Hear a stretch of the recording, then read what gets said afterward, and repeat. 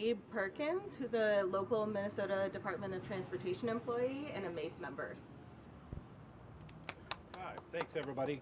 Hi everybody, I'm Gabe Perkins. I'm with the state of Minnesota here in Rochester, and I'm a proud member of Minnesota's largest government union, MAPE.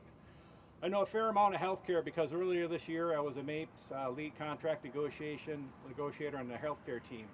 Large healthcare providers, monopolies, are preventing people from having access to good quality care. People living in rural areas are being told that no one cares about their health. I want to be very clear, we are very grateful for the professionals for their care that provided to us in the background. However, access to healthcare should not be limited just by your geography or your zip code. But that's what the Mayo Clinic seems to be saying, as it is working to close 6 clinics in southeastern Minnesota. They're looking at Belle Plaine, Caledonia, Montgomery, Northridge, St. Peter. Wells will close December 12th or 10th. And Mayo is closing these hospitals after a year of record profits. The hospital system is in the middle of its $5.6 billion destination medical center plan to make Minnesota a global healthcare center. All of this is going on while employees can't afford to live here in Rochester. I know a nurse who works full-time at Mayo and drives to work from her home in New Hampton, Iowa. If you think it's bad now, just wait for the upcoming Medicare and Medicaid hits to come.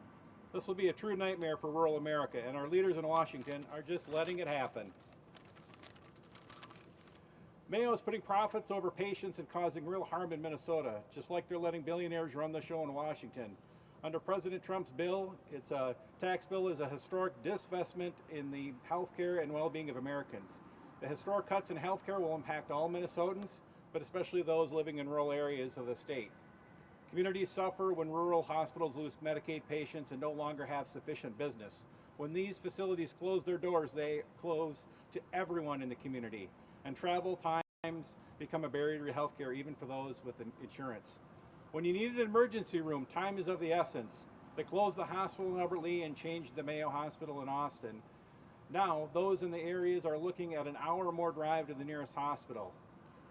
When America is sick, they haven't even thought about how people be able to get to the hospital. In addition, reimbursements are so low for local ambulance services, they can't even provide to transport patients. So people are sick, they need to drive further for their health care, and yet fewer ambulances are available. Another roadblock to access to health care. We're headed in the wrong direction, my folks. We're tired of billionaire CEOs making decisions that hurt the rest of us. We all need you to stand up and speak out. Mayo executives should be in the business of health care, not wealth care. Thank you. Next up, I'll call up Fletcher Hines, an organizer with Isaiah. Let's go, Fletcher! My name is Fletcher Hines. I was born and raised in Rochester, but I spent my career of 40 years up in St. Louis County, working for the St. Louis County Department of Health and Human Services. One of my responsibilities up there was to manage the Medicaid program, which was known as medical assistance in Minnesota. This is the largest healthcare program in the state. The Medicaid program, or medical assistance, provides free or low-cost health coverage to eligible low-income people, including families, children, pregnant women, elderly adults, and people with disabilities. With the gutting of the Medicaid program, the following services will be affected: child and teen checkups, dental services, doctor and clinic visits, emergency medical services, healthcare services including personal care attendants, hospice care, hospital services, prescription drugs, immunizations and vaccines, medical equipment and supplies, medical transportation, mental and behavioral health services, optical services, substance use disorder services, urgent care, and long-term care and nursing facilities. These services will no longer be available to people who were previously served under the medical assistance program. The people who can afford medical care will continue to receive it. Those who can't will continue to struggle for survival, both medically and financially. This is not who we are as a nation. We must fight these cuts in any way we can to keep this from happening. Thank you. Okay, everybody, thank you so much for coming. I'm going to wrap us up by zooming out a little bit. We don't have to live like this. I think it's insanity when we keep putting profit and corporate interests over the needs of the people. I've lived the majority of my life in rural areas. I know that elders move to those rural areas because there's available health care. And with increased costs in our society, and the largest transfer of wealth from the bottom to the top in the big, beautiful bill, it's impossible for these elders to relocate. We're in one of the wealthiest states in the wealthiest country in the world, and we still can't figure out how to support rural healthcare access. In the wealthiest nation in the world, we spend the most on healthcare, yet experience the worst health outcomes.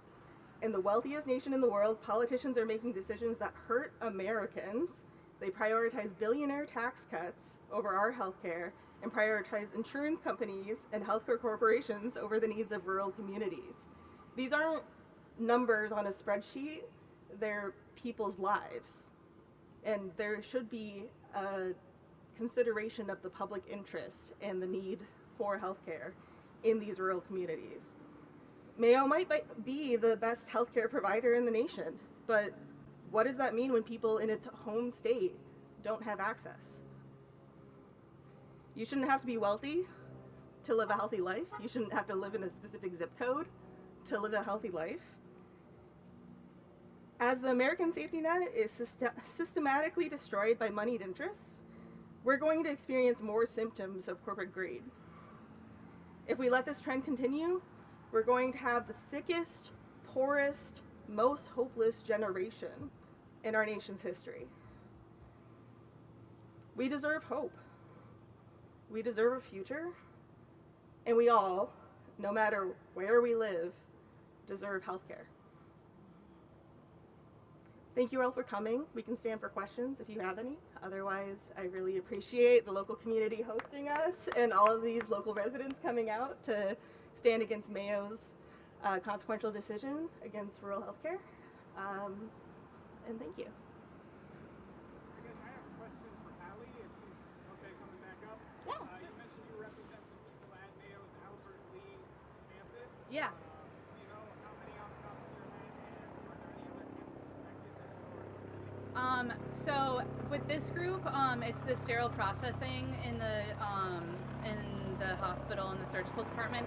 It's about 5 people, so it's a smaller group, but they are really important to that hospital, and those jobs are important to them too. So I feel like in some ways Mayo sees these as smaller groups and it's not a big deal, but each of them is an individual person with life and a family that they need to take care of.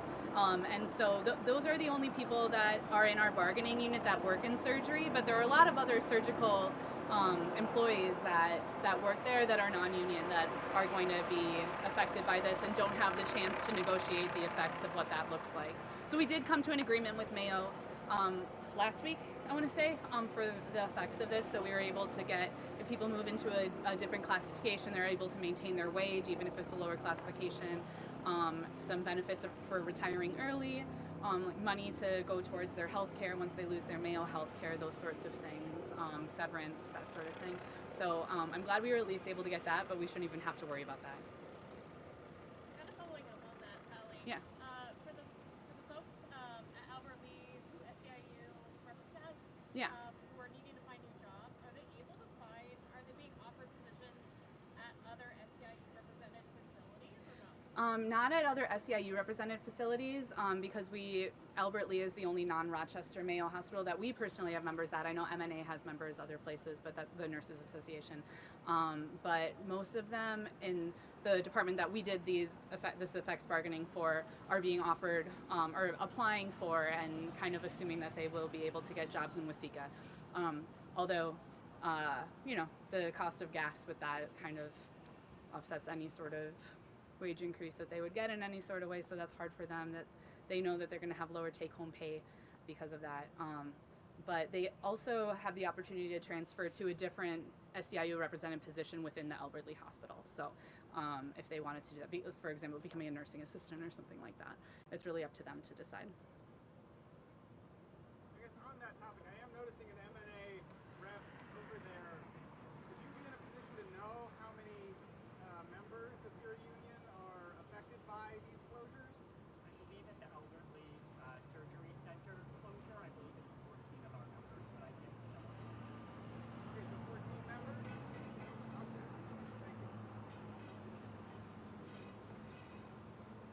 Any other questions?